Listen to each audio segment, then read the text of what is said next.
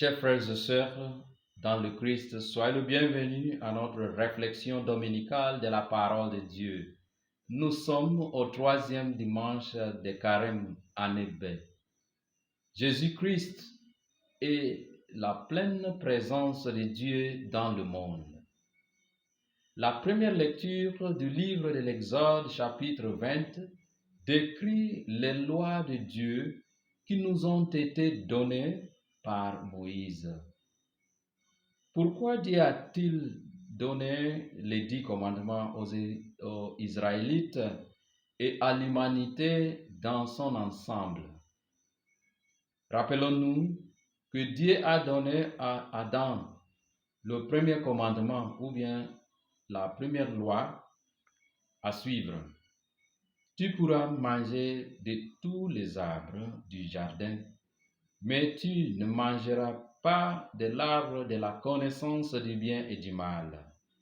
Genèse chapitre 2, versets 16-17. Adam et Ève ont violé ces commandements et par conséquent, ils ont rompu leur relation, leur communion avec Dieu. Et donc, c'est la présence de Dieu qui les a quittés.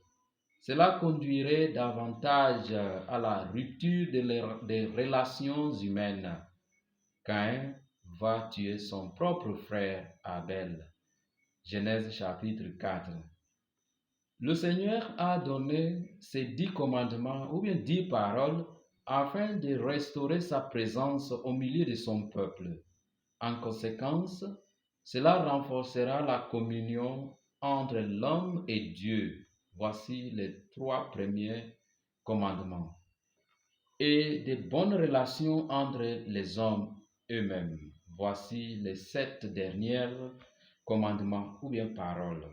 En vue de ne pas pécher, comme dit Moïse dans l'Exode chapitre 20, verset 20. Après que Moïse ait passé 40 jours et 40 nuits sans manger de pain ni boire d'eau, Dieu a écrit ces commandements sur 2 tablettes. Exode chapitre 34, verset 28. Ces 2 tablettes étaient la présence de Dieu parmi les Juifs. C'est ce qui était mis dans l'arche d'alliance. Hébreux chapitre 9, verset 4, qui était ensuite placé dans le lieu des saints, dans le temple à Jérusalem, visité seulement une seule fois par an par le seul prêtre, grand prêtre, une seule personne. C'est-à-dire, la présence de Dieu était limitée par rapport au temps, une seule fois par an. Limitée par rapport aux personnes, une seule personne, le grand prêtre. Limitée par rapport au lieu, le Saint des Saints, au temple à Jérusalem. La deuxième lecture tirée de la première lettre de Saint Paul aux Corinthiens, chapitre 1er, nous donne le contenu de sa prédication. Il prêche sur Jésus-Christ crucifié, ce qui pour le juif était occupé à chercher un signe miraculeux, comme nous le voyons dans l'évangile, les juifs qui demandent Jésus un signe. Et pour le grec en quête de sagesse, et à la fois un scandale et une folie, respectivement. Comment donc un Dieu puissant se manifeste-t-il dans la faiblesse de la croix? Que la croix qui était destinée à punir les méchants dans la société romaine devient la présence de Dieu qui sauve l'humanité. En effet, la folie seulement si vous n'avez pas la foi. Donc, la croix est la présence de Dieu parmi nous. L'évangile d'aujourd'hui, quant à lui, est tiré de Jean chapitre 2, versets 13 à 25. Il nous parle de la purification du temple de Jérusalem par Jésus. Et je cite, enlevez cela d'ici. Ne faites pas la maison de mon Père une maison de trafic, dit Jésus. Rappelons-nous, Jésus a demandé un jour à ses parents terrestres, c'est-à-dire Marie et Joseph, ne saviez-vous pas qu'il faut que je m'occupe des affaires de mon Père? Luc chapitre 2, verset 49. On le cherchait, il était perdu au retour de Jérusalem quand il rentrait à Nazareth. On l'a retrouvé au temple, chez son Père. Quel était donc le problème d'avoir des changeurs d'argent et des vendeurs de bœufs, de brebis et de colombes dans le temple? D'ailleurs, ils étaient nécessaires à de nombreux pèlerins juifs venus de loin pour offrir un holocauste au Seigneur et échanger de l'argent. Les soldats romains qui gardaient le temple en ces jours-là n'étaient-ils pas au courant de la présence d'un prédicateur zélé nommé Jésus de Nazareth afin de l'arrêter pour ne pas créer davantage de chaos? Mon ami, ici, c'était plus que cela. Puis vient le dialogue après ces gestes de chasser les marchands. Les Juifs lui ont demandé, quel signe peux-tu nous donner pour justifier ce que tu fais là? Jésus leur a répondu, détruisez ces temples et en 3 jours je les relèverai. Qui devait détruire le temple de Jérusalem? Était-ce les Juifs ou Jésus lui-même ou une autre puissance ou domination? Jésus est très clair dans sa réponse aux Juifs en employant la deuxième personne plurielle présent impératif. Il leur dit que ce sont eux-mêmes qui vont détruire le temple. Mais il s'agit de quel temple? Les Juifs se sont trompés en pensant qu'il s'agissait du temple physique à Jérusalem, qu'il leur a pris 46 ans pour construire. Ce temple de Jérusalem était le cœur et le centre de toutes leurs activités religieuses comme sociales. Mais Jésus parlait du temple qui était son corps. En Jésus-Christ, l'alliance nouvelle et ultime, la parole de Dieu s'est faite chair.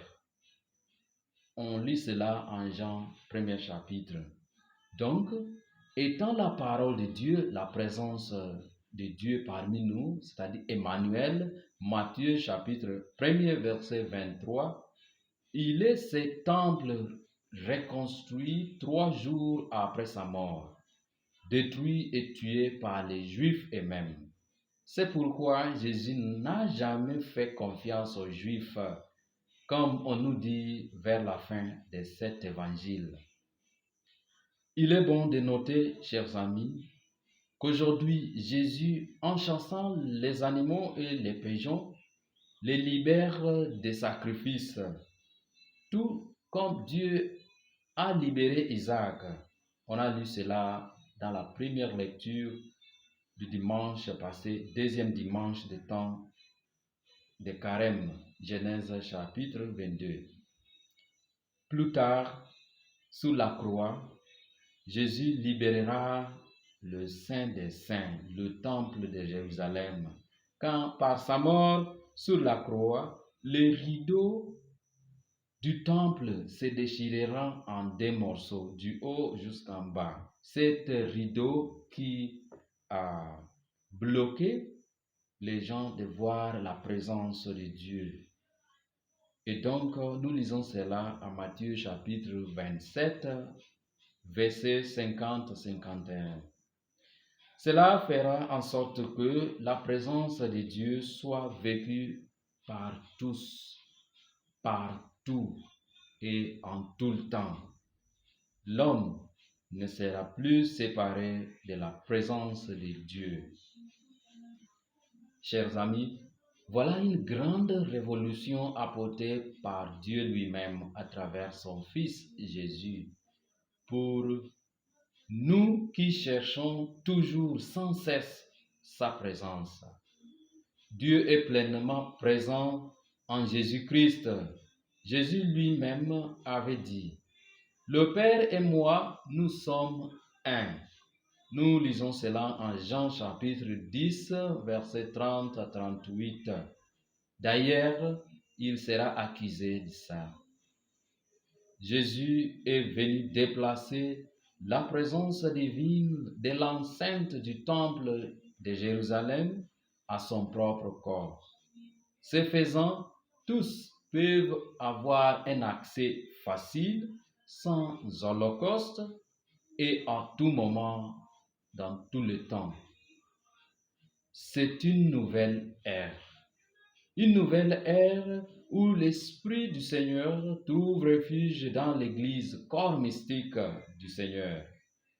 Ce même Esprit trouve une habitation dans nos corps. Nous sommes donc le temple de l'Esprit Saint. 1 Corinthiens chapitre 6, versets 19 à 20. Ainsi, nous pouvons désormais adorer le Père en esprit et en vérité. Jean chapitre 4, verset 23. En ces temps de carême, comme Jésus vient de faire, nous devons purifier nos corps, temple de l'Esprit Saint. Enlever la jalousie, enlever la haine, enlever la paresse, enlever les faux témoignages, enlever le vol, enlever la fornication, enlever l'adultère, enlever les rancunes, etc. Afin de librement, dans la présence de Dieu, adorer notre Dieu. Nous le faisons à travers le sacrement de la confession. Nous avons d'ailleurs les 10 commandements pour nous aider à nous examiner nos consciences, à examiner nos actes et nos paroles, à examiner nos omissions et nos pensées qui ont rompu notre communion avec Dieu et avec les autres. Pendant la confession, Jésus, qui agit en la personne du prêtre et par la pénitence donnée par le prêtre, chasse à nous tous les péchés. Nous deviendrions les enfants véritables de Dieu dans sa présence. Que le Seigneur vous bénisse en ce 3e dimanche de carême. Amen.